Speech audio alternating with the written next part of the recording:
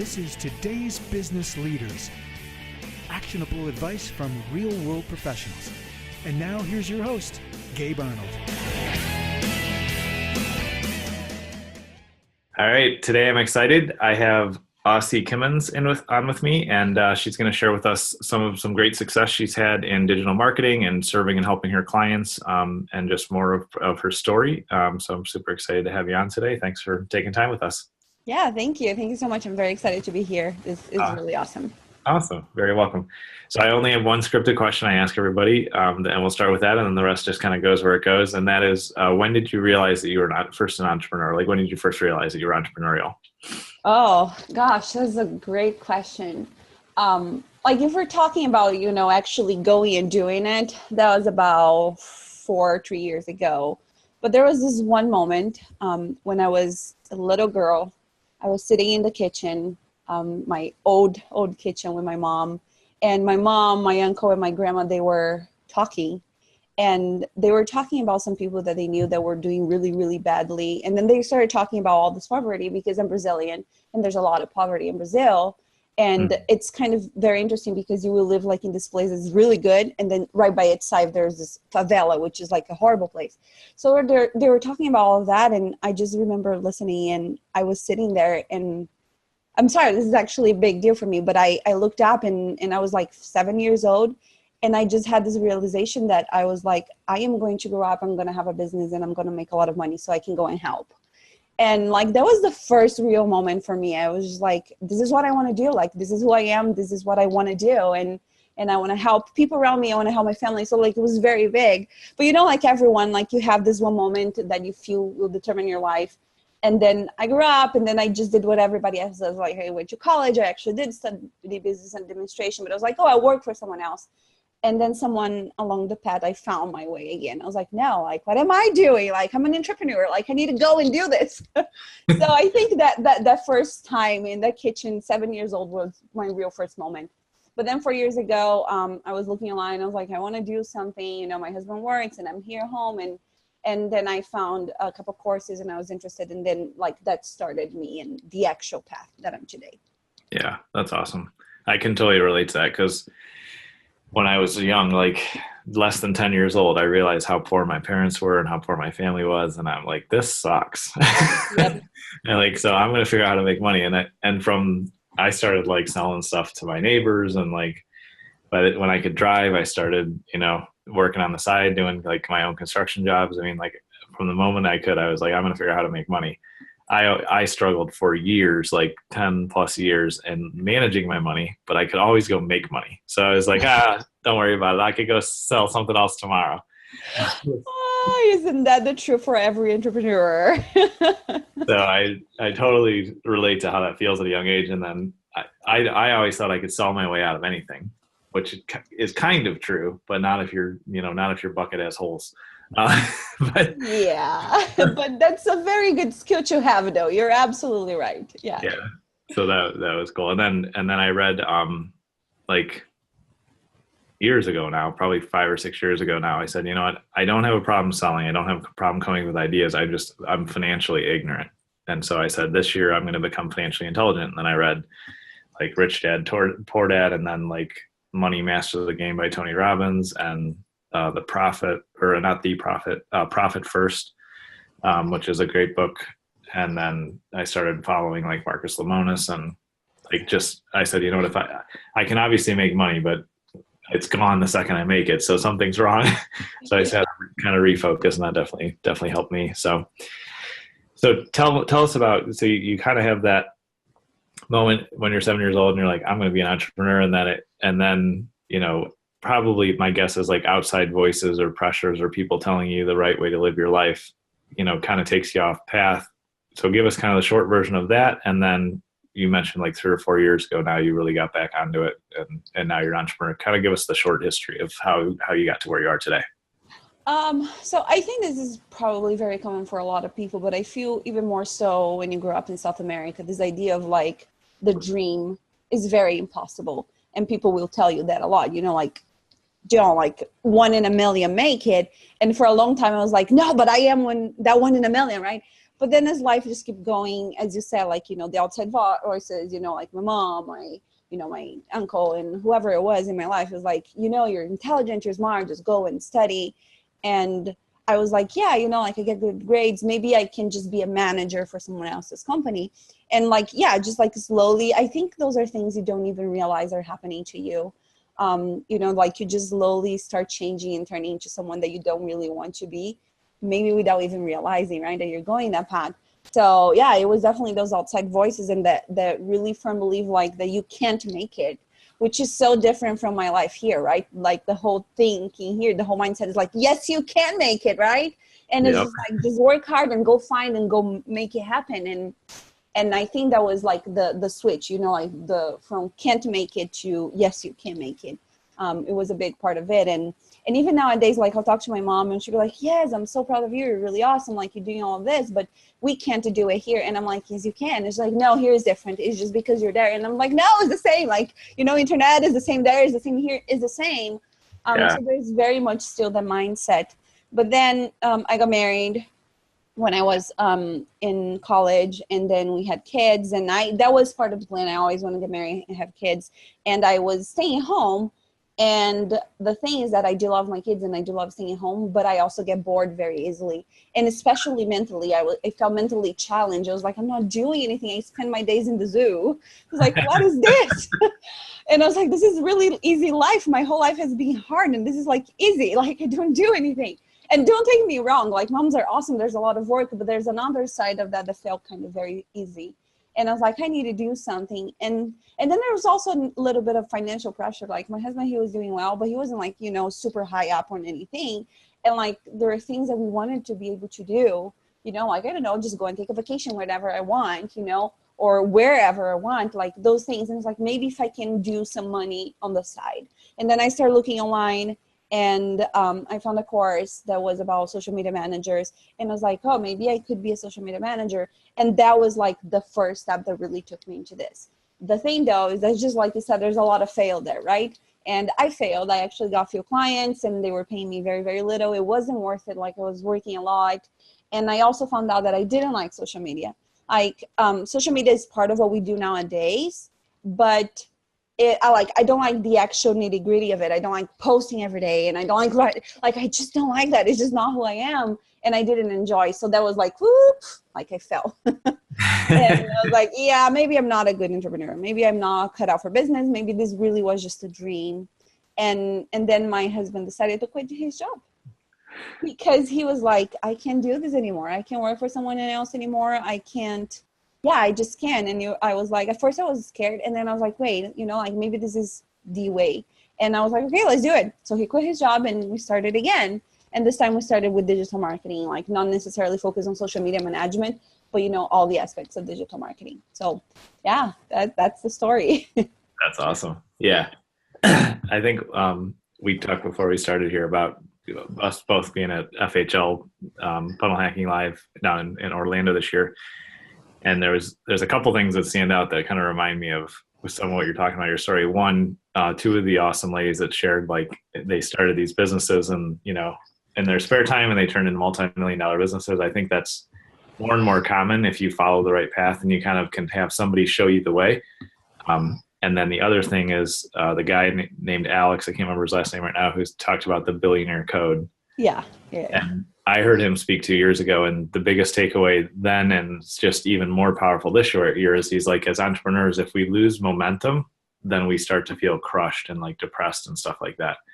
And that's definitely true for me. So I think like outside circumstances or well-intentioned, but misguided family members or people that can tell us you shouldn't be doing that, all of those things can really kind of crush your spirit. And if you let that crush your spirit, then you can't contribute, you can't give, and you kind of settle for less than you should. Yeah. Which it doesn't mean it's not scary to go out and like try something new and have it totally fail, but that's still a better feeling than doing nothing. I so agree. I really, really rather do that, and just be fighting for that one thing than just living this life that feels kind of unaccomplished, I guess. And as you said, like, don't take me wrong. It was like, I maybe sounding like it's easy, but it hasn't been easy. Like even nowadays, just yesterday, my husband had someone calling him and telling him that he knows a few people that he can send his resume to. And I'm like, what? Like, no, you're not understanding. We're not looking for a job. Like we actually have clients. And even if we didn't have, we're going to keep going because that's what gets us going, right? So yeah, it is not easy, but I like you said, I think it's better than the alternative. Yes. So not easier, but better. Yes, definitely.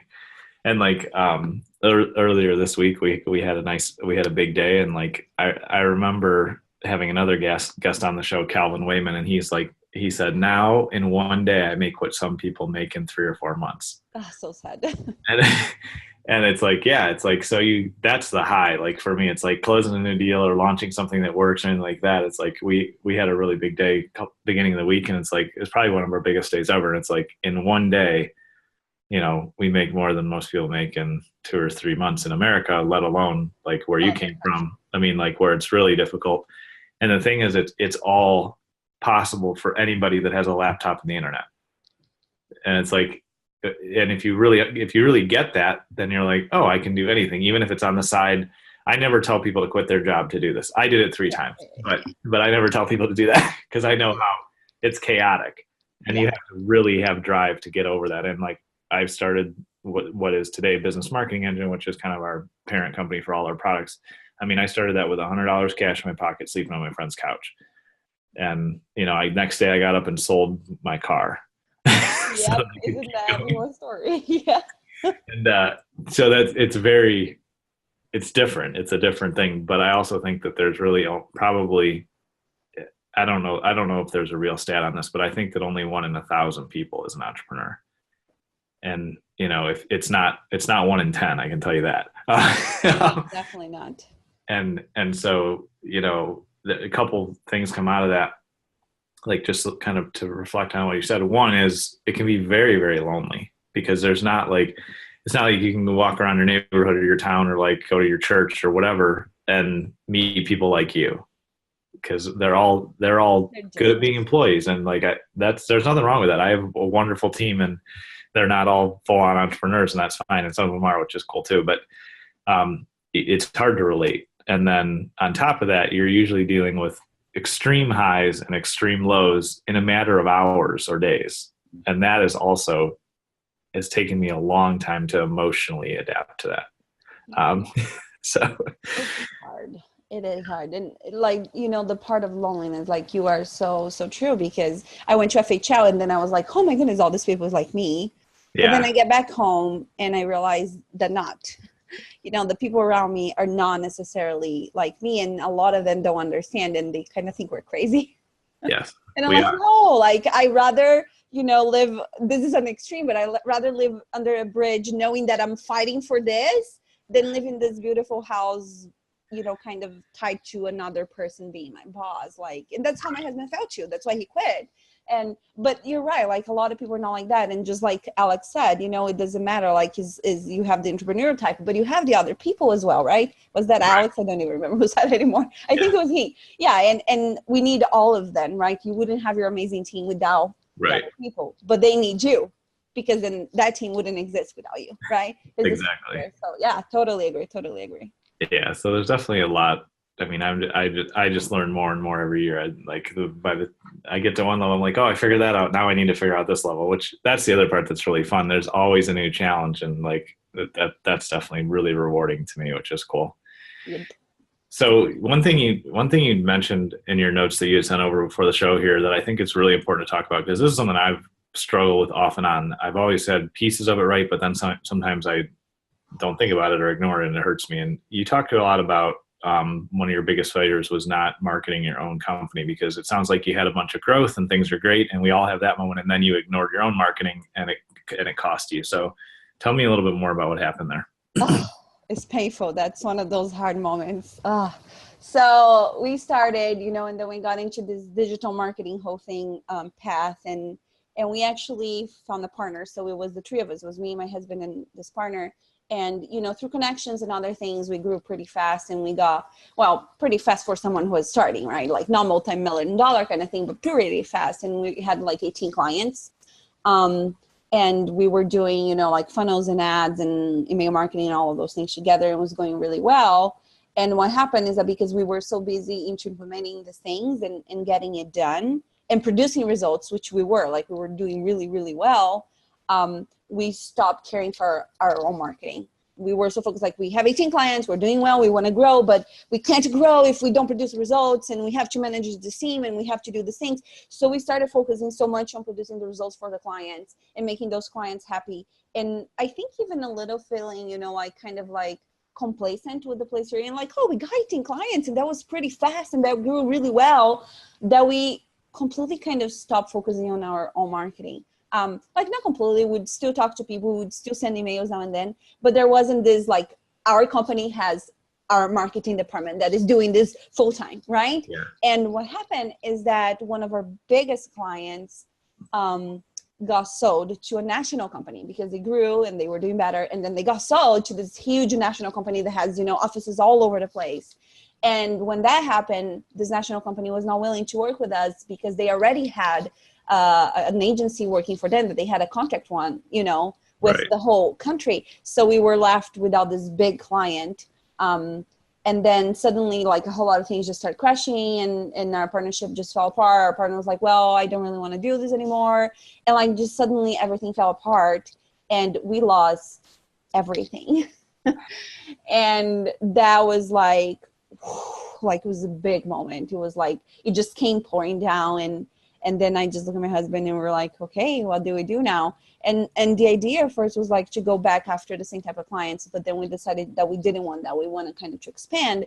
But the lesson that I took from that is exactly what you're saying. It was like, do not forget your own marketing. Like, yes, producing results is important. Yes, you get referrals from results, you get social proof, you get all of that.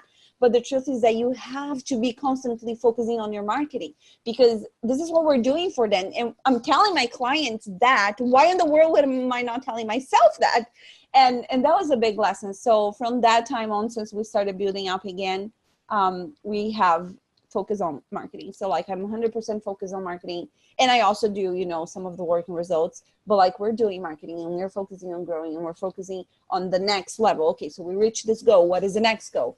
And just reminding myself, and my husband every day that we get up and we're like, okay, what is that we're going to do now today that is going to help us get to the next level, right? And just having that in mind all the time, because if you let go, then everything blows away. So that was a big lesson. And I hope that I have learned. I am at a point right now that like we have a lot of clients, so it's getting overwhelming again. So I'm kind of having to fight with that. Mm-hmm. Like do your marketing and do results.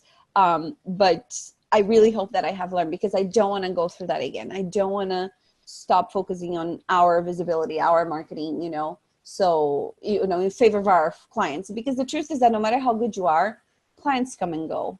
Right. You can have a good retainer, but like it's pretty much impossible to keep all your clients 100% for years and years. That doesn't happen, right? So like no matter how important my clients are, and they are, we are also important. And I think focusing on that, remembering that is very, very important. Yeah, no, I think that's great advice. And all of that came about, that whole downturn and challenge for you came about because you were very successful. Maybe So we should have just results. Yeah.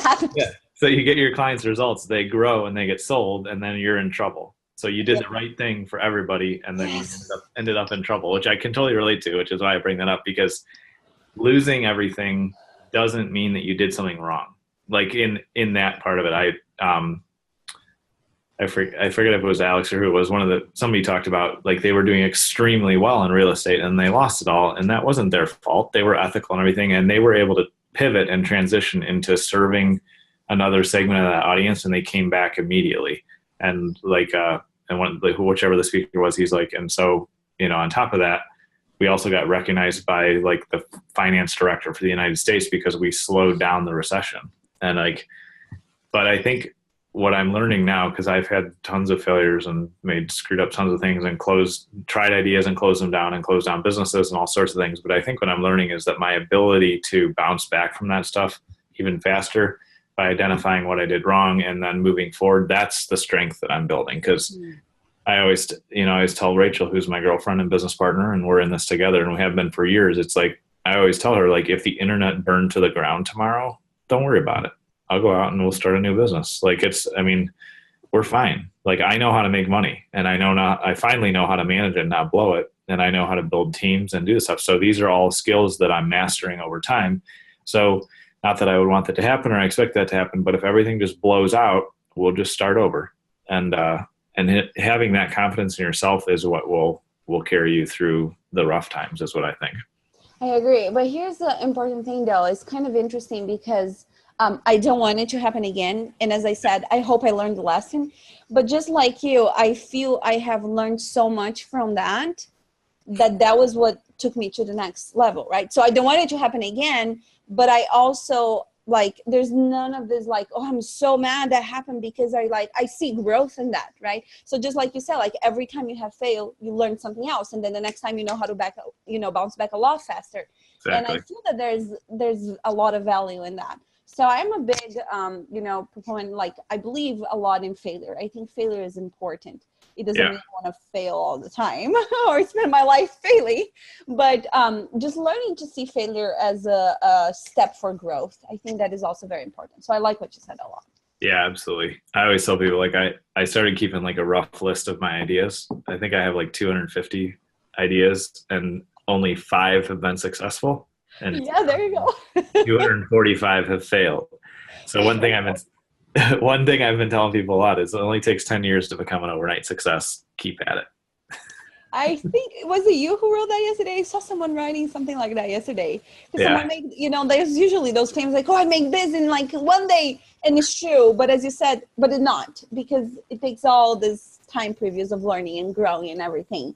It's still possible. But you still need to learn. You still need to grow. And always. Yeah. Because like with the other thing that I took away from the conference, which was really cool, and for everybody watching, next year you should go, because it's absolutely amazing. You learn amazing things. Plus you get to network with crazy, awesome people like us. We'll be there again. Yep. But one of the things, somebody said something like, the more you grow, you're going to keep having problems. And it was like refreshing to hear that, because I feel like I always, the second we get to the next level, it's like, oh, new challenge or new problem, which is why I like business. But it was also just kind of refreshing to hear other people say that. And it's business to me is mastery of dozens of different skills: sales, financial management, managing other people, building teams, marketing. So like, there's just like, I don't know how many there are, but there's tons of different skills. So one thing that we're kind of facing right now is we're growing so fast that I'm having to learn how to improve and automate and like make our hiring and team building process faster, because I used to do a lot of that and I can't do it all now. And I need to have other people, step in and help build the team. So it's like, there's always something new. If you reach this point of success, you open up new problems and new challenges. Yeah. And I think that is important to say, because I think marketing, the hype of the marketing gives a lot of people the impression that it's going to be easy. You hit $1 million, you have it all solved for you. Like, no, as I said, more opens up. But that is cool, because otherwise, where's the excitement of that, right? That's why we're entrepreneurs, that we were saying before. Like, if there's not the challenge, I think we would just be like, oh, okay, like, what else is there, right? So, yeah, I definitely like that. And the other thing that I have kind of learned along the way, which you can see if you've had this happen too, is a lot of times I'll do stuff by dumb luck and it works. But then I think I have to improve upon it instead of just sticking with what worked. Yeah. Why do we do that? I have no idea. It's like, I have no idea. Yeah, I had somebody on last week, and he's like, instead of us just doing what works, we're always like, oh, I'm going to make this little improvement. And then he's like, stop focusing on efficiency, because he's like, you can only marginally improve the margins. So you work super hard and make like 0.1% difference. Yes. Or you could focus on, it's effective at this level, and like 2% of people are converting. Just pour more money into the working effective system. And then it grows. Yeah, I agree. So stuff like that is always super eye-opening to me, which is why I love having these conversations, because a little outside perspective from somebody else that understands you or is an entrepreneur or is there always helps me have like those aha moments of, oh, Well, that was a waste of time. I'm not going to do that anymore. Yeah, I think we do a lot of things like that. I think it goes with the whole entrepreneur thing, personality. Like there's so many good things that we do, but then there's all these other things that we do that are not good, right? And that we need to learn. And I think who is able to adapt and learn can grow the fastest. Yeah. That's what I feel. And learn from other people. I think that is very, very important. Yeah, absolutely. And I'm curious what your thoughts are on this, because this is something that I've always dealt with, but I'm trying to be more open about it and like come to grips with better, is like when I'm on, like when I'm selling or when I'm doing the show here, I think like I'm genuinely excited. I'm full of energy and I love it. Or like when I'm leading the team or doing a meeting or something with them, like I love it. Like I'm passionate about it. But that like carries me like on this really, really high emotional high, and I'm like super charged up. But then like come Saturday afternoon and Sunday, like I don't want to talk to anybody. I want to just totally hide. And I'm like the biggest, like my normal state is to be an introvert. So for me, I'm learning more about like how to balance my time and how to have more like personal recovery time and like self-reflection and kind of hide out time, hide away. I'm curious to hear from you if that's something that you face, or if you're just kind of always on, or what that's been like. I don't know. It kind of switches, but I think is a little bit different than for you, because I actually am not an introvert. I am an extrovert. Okay. But I do feel that, like I go on this high, and I totally get what you're saying, because I can feel like this energy, and you're just like, everything is like, I don't even know how to describe it. You describe it perfectly, but I feel that, I get that. And it is true. Like it's on Sunday and I'm just like, I'm dead. And it's not as much that I don't want to talk to people. I'm just so tired. I'm so grateful that there is Sunday. Yeah. That I can just relax or rest or, like do whatever that is not like business focused. And it's not because I don't love business, but I'm like burnt out. But I think that one of the things that really burns me out the most, and then it doesn't really produce energy. And this is the hard side for me, because I'm an extrovert. I work a lot from my computer, and I don't have people around me, or at least not a lot of people. And that kind of does make it a little bit difficult for me. So that is what I have to manage. That is, the side of what you're saying that I need to learn to manage a little bit, because when I don't have people around me, I don't have that energy. So maybe I should start a podcast and start talking to people as well. Yeah, absolutely. That would help me have that energy going. But no, I definitely don't have this energy going all the time. Like it gets on Sunday and I'm dead. But the advice I have given myself is exactly that. Like Sundays are there for a reason. Like enjoy the Sunday. So I am religious, I'm Mormon, and for me Sunday is the day of rest. So like rest on Sunday, like do that so you can recharge, so you can be okay. It is okay to rest. I hear a lot of like, no, work all the time and hustle. Yes, that is important, but I don't want to totally, ruin my life. Yeah. By forcing me to go one extra day that I shouldn't go, and I should rest. So I don't know if I'm really, really answering your question. But I just feel that taking that moment, that time, that one day that you can just not focus on business stuff, that you can just relax and recharge is very, very, very important. And I do love the days that you have all that energy and the high energy is like so exciting. And you can tell, like I get really, really, really charged up. I'm like, 100,000% like going. It's awesome though. A little scary for other people though. I have noticed that other people are like, whoa.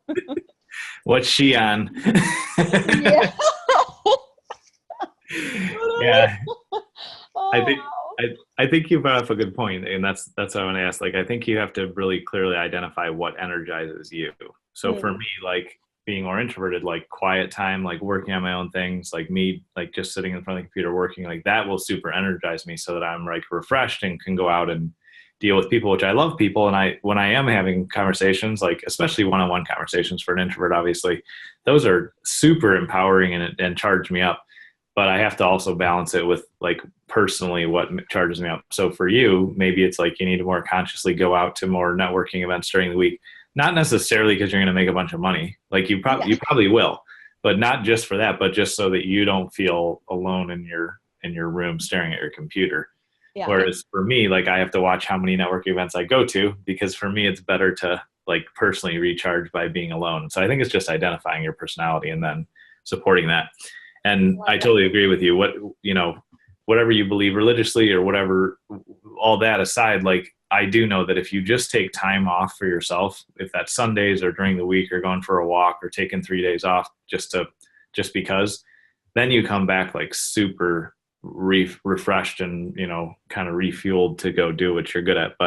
And there's a few rare occasions where I think, yeah, like if you just lost a huge part of your business and you need to get things done, then maybe you do need to work 7 days a week for a few weeks or a month or something, but not indefinitely, because if that's your model for success, you can't sustain it. We all need downtime, and you also can't expect the team as you grow the team. Like I used to work 7 days a week all the time, and like I realized that I really didn't get any farther. Like end of the day, like working 40 hours or less is the same as working 60 or 70 hours, unfortunately, because you lose productivity at a certain point, no matter who you are. No, you really do. Like we're all humans, like you can't really go unless you are on something like you said. Yeah. But, like I was talking to Rachel Peterson, last week, and this is something that she said. She's like, look, how you get a lot of things done is not by doing, working 7 days, like all the time. You don't do that. You need that time for yourself, but you go in sprints. So if you need to get a big project done, you do it. So if you need to focus 2 whole weeks, then do it, right? Right. But then know that after that, you need to take that time.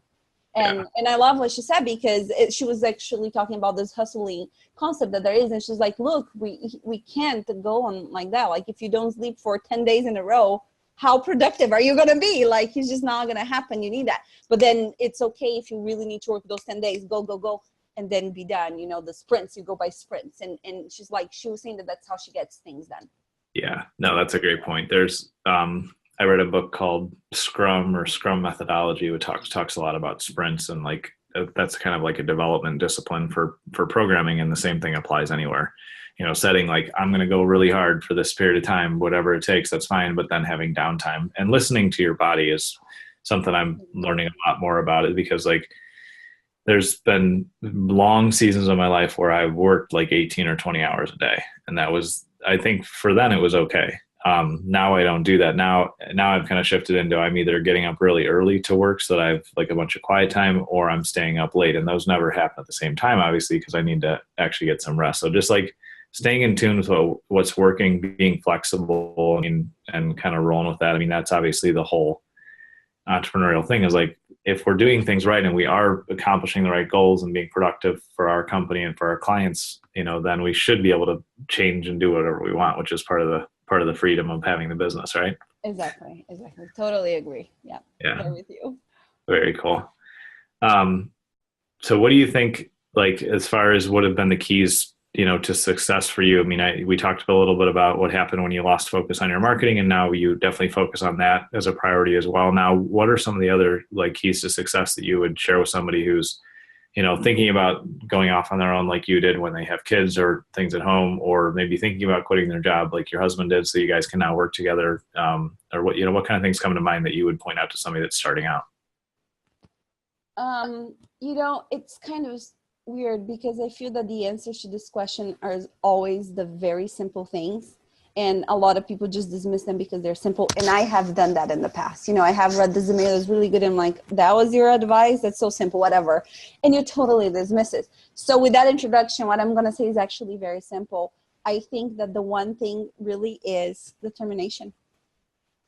I really do. I think that determination, because as we were talking before, understanding that you're going to fail. So if you don't have the determination, then like you reach the first problem and you're just like, oh my goodness, this doesn't work. I'm not a good entrepreneur, which I kind of did before, right? Like, oh, this means I'm not meant to be. And like, I can't do this. And all these voices go in your head, and they get down and they get the best of you. And then you just quit. And I feel that if you look at every single person who's successful, they have had failures, but they didn't let those voices take control, and they just keep going. And I feel that has been a big thing for us, because, we have had failures. And if we hadn't been determined, for example, I wouldn't be here talking to you today, right? So many other things wouldn't have happened. I wouldn't have been at FHL last week. I wouldn't have gotten this new client. And like if there was not determination and that understanding, the failure does happen. The failure is part of the process, and more, the failure is important for growth, which is something we were talking before. So I feel that determination. And then the other thing that I think is very, very important, and I wish I could have more people understand this, is something you said earlier, understanding that being an entrepreneur, being a business owner requires you to have actual skills. So for example, you were saying before, like I can go and sell anything, but I can't manage the money. So yeah, you're having the money, but then you're not really building a business, right? So you had to go and learn the skill of managing money. And the next point you reach with your business is probably going to be something that you're going to be like, oh, wow, I didn't know this. So I need to go and learn this other skill. And I feel that a lot of people who are trying to get into business don't understand that you need to continue learning, and you need to be open to the idea that you need to learn new skills, and that building a business takes skills. You cannot just be a salesperson, or you cannot just be a programmer, or you cannot just be one thing. You have to learn multiple different things. You have to keep learning. You have to keep, talking to people and seeing, like what is that you need now to reach the next level. And I think we go back to the billionaire code that he shared. He's like, look, you're in this phase. Now you need to learn this other thing so you can reach the next phase. And when you're the next phase, guess what? Everything you have been doing is not going to get you to the next phase. You need to, you need to learn this other skill to get the next phase.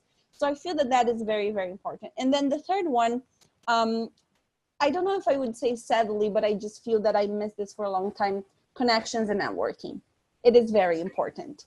I say sadly because a part of me wish it would just be all a matter of skills. Oh, I am so good at Facebook ads. Oh, I'm so good at building funnels. So that will get me to the next level. Sadly not. Relationships, like Rachel said, connections will. And that is very important. So determination, learning, knowing that you need to learn, and then people, humans, relationships, connections. Those are the three things I feel that are very, very important for success. Yeah, I think that's excellent advice. Absolutely. And yeah, it definitely is. It is. It takes time to learn the skills, because relationships is a skill too. Like, yeah, exactly. Especially if you look at how that's not necessarily always been my strong suit. And so that's something that I've definitely had to learn. And just like you said, you graduate to the next level and you're like, this is awesome. And then you have this whole another set of skills that you have to learn. It's like, wow, now it feels like you're starting over again. Yep, sometimes. But yeah, that's a great way of putting it. But the more that you learn, like, you're just kind of graduating from level to level, and you're going to have to keep kind of leveling up and learning new things, then it's easier. And it makes the success a little more rewarding. It makes you feel better about it, because otherwise you get there and it's very depressing, to be honest. You're like, oh my gosh, I've worked super hard for all this time and I'm quote unquote made it, and now I'm stuck again. Yes, it's so true. It's so true. So having some perspective on that will keep you from being burnout or disappointed, because if I achieve, my goals for the year, it means I'm going to have to make new goals for next year. Yeah. And definitely, like, skill acquisition is huge too. I mean, I would say the financial intelligence and kind of financial management thing, I mean, that's taken me a few years. It's not like, I feel like we're finally pretty good at it, like, me and the team. But it's not like there's very few things that you can knock out in a month or 90 days that really stick. Like, you have to continue to invest the time, which is what you said about being persistent. So I think that's all very, very good advice. So you get those advice from experience, from learning by yourself, and be like, oh, okay, look at that. I have to be determined, right? Kind of. Yeah, definitely. Awesome. Well, I really appreciate you being on today. What's the best place for people to find you or connect with you if they want to learn more about what you do or work with you? So because we're working on marketing, we're doing all of our websites and things like that. So I would not actually advise to go look at our websites. I think Facebook is one of the best ways to connect, or just people can find me and schedule a call with me. I have a link on my Facebook that will take people to schedule a call with me. Cool. Yeah, and that would be just add me as a friend, and let's just start connecting and form a relationship. That's awesome. It. Cool. So we'll share all those links when this goes live. And thank you so much for being on. I'd love to have you back on in a few months and kind of get an update on where things are at with you, and then we can go from there. Awesome. Thank you so much, Gabe. This was really cool. Thank you. You've been listening to Today's Business Leaders with Gabe Arnold. Remember to subscribe on iTunes.